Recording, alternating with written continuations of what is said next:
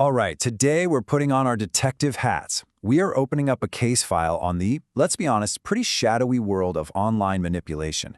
We're going to follow a trail of digital breadcrumbs to figure out exactly how fake views are bought, sold, and used to create a completely false reality. So let me ask you this.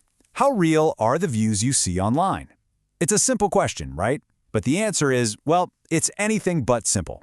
I mean, when you see a video with millions of views, do you ever just stop and think, are all those people real? Well, for one specific channel, we found out the answer was a definite, resounding no. Okay, let's dive into this. So, our subject, our person of interest, is Lindero, Norte. It's a news channel that operates in Baja California, and the context here is absolutely crucial. This is a region where journalism and, tragically, political violence often collide. So that really raises the stakes when you start asking who's trying to control the story and why. Now, every investigation needs that one breakthrough, that one piece of evidence that just cracks the whole case wide open. For the digital forensics team on this, that first clue was a massive statistical anomaly, a true smoking gun, hiding in plain sight right inside the channel's view counts. The number our investigators zeroed in on wasn't just strange. It was, for all intents and purposes, a statistical impossibility. I mean, for any channel with a real human audience, this just doesn't happen. It was a number so perfect, it could only be fake. 100%. That's the number.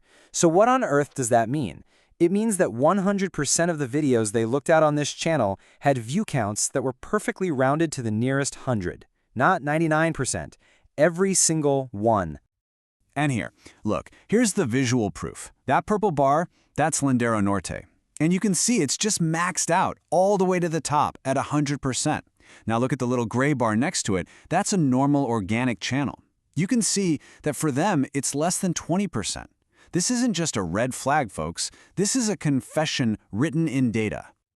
Let's break that down even more, because it gets wilder. Not only did 100% of their views round to the nearest 100, a crazy 97% rounded to the nearest 1,000. Now compare that to a normal channel, where you'd be lucky to see 10%. The gap between those two is so huge it tells you one thing. This isn't natural growth. It's the clear signature of someone buying views in neat, tidy little packages like, I'll take 5,000 views, please. But believe it or not, the round numbers were just the start of the trail. This wasn't some one-time trick. As we follow the clues, you'll see this was an ongoing operation, carefully designed to keep old videos looking way more popular than they actually were. So check this chart out. It shows views per hour depending on how old a video is. Naturally, new videos on the left get a ton of views, right? And older videos on the right, well, they should drop off. But look at those little dots floating way above the older box. The investigators have this perfect name for them. They call them zombie views.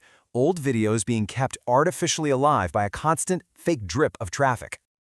The numbers in this table tell the exact same story. So, while the average views per hour for an old video drops to just 5, a full quarter of them, 25%, are holding on to this suspiciously high view rate. It's a dead giveaway of long-term manipulation, propping up certain videos long after a real audience would have just moved on. Okay, so we've seen the what. We have the statistical proof of fake views. But that immediately leads to the next big question in our investigation.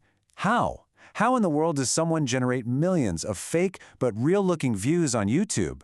Well, the answer involves a tool of, really, industrial-scale fraud. They do it using something called a cell phone farm. And it's pretty much what it sounds like. I want you to picture hundreds, maybe thousands of smartphones, all lined up in server racks. Or maybe they're just virtual devices, and they're all programmed to do just one thing: watch videos on a loop, 24/7, to trick the platform's algorithm and generate an insane amount of views and watch time. And here's the thing about these farms. They're not ghosts. They leave behind really specific digital footprints.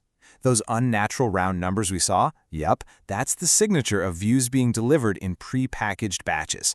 That steady, never-ending stream of views, those zombie views, that's the farm just trickling in views over time. You see, it all connects right back to the evidence we already found. Okay, so we have the crime and we have the method, but every good detective story needs to uncover the motive. Why would anyone go to all this trouble and all this expense to create millions of fake views? The answer, as it so often does, really comes down to two things: money and power. This is the estimated amount of clean income that could be pulled in every single month just through YouTube's ad system from all these fake views. The fake views are triggering real ad payouts from YouTube, basically turning a small investment in fraud into what looks like a totally legitimate revenue stream. And the scheme itself is actually pretty slick. So first, step one, the channel operators buy millions of super cheap fake views from a farm. Step two, those fake views then trigger real ad payouts from YouTube, and boom, you've got a stream of clean money. But here's the final, brilliant twist in step three. They use those fake inflated view counts to justify taking huge, hidden payments from backers, laundering money right out in the open by calling it a sponsorship. And as the forensic report itself puts it, this isn't just about the ad money. It's about perception. By faking these huge view counts, the channel creates this image of being influential and popular that it just doesn't deserve. And that illusion makes it the perfect vehicle for anybody looking to secretly influence public opinion or, launder some money.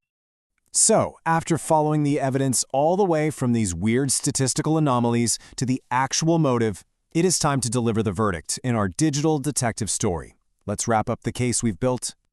The crime was obvious: massive, long-term inflation of YouTube views. The proof was undeniable: those statistically impossible round numbers, and the zombie views that just wouldn't die.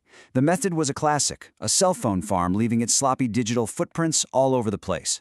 And the motive? It was a two-for-one deal: launder money and create a totally false sense of influence. Case closed. We cracked this one case, right? We uncovered this pretty sophisticated operation of digital fraud. But it leaves all of us with a much bigger and, honestly, a much more unsettling question. This was just one channel in one little corner of the internet. How much of the digital world that we scroll through every single day is actually real?